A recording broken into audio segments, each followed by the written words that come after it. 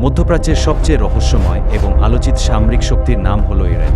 এই দেশটি শুধু তার ভৌগোলিক অবস্থানের জন্যই গুরুত্বপূর্ণ নয়, বরং তার শক্তিশালী সামরিক কৌশল এবং প্রযুক্তির জন্য বিশ্বজুড়ে আলোচনায় থাকে। ইরানের সামরিক বাহিনী মূলত দুই ভাগে বিভক্ত। একটি Islamic republic of Iran army, Islamic revolutionary guard corps. এর মধ্যে ইরগক সবচেয়ে প্রভাবশালী এবং শক্তিশালী ইউনিট হিসেবে পরিচিত। মিসাইল প্রযুক্তির দিক থেকে ইরান অনেক এগিয়ে। তাদের কাছে রয়েছে শেহেব-3 এবং ফেটি-110 এর ব্যালিস্টিক মিসাইল, যা দূরপাল্লায় আঘাত হানতে সক্ষম।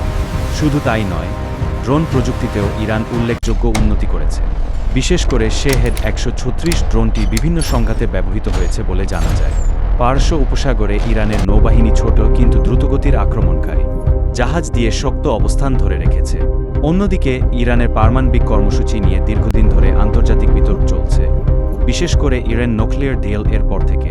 মধ্যপ্রাচ্যে নিজের প্রভাব বাড়াতে ইরান বিভিন্ন গোষ্ঠীকে সমর্থন দেয়, যেমন হেজবোল্লাহ।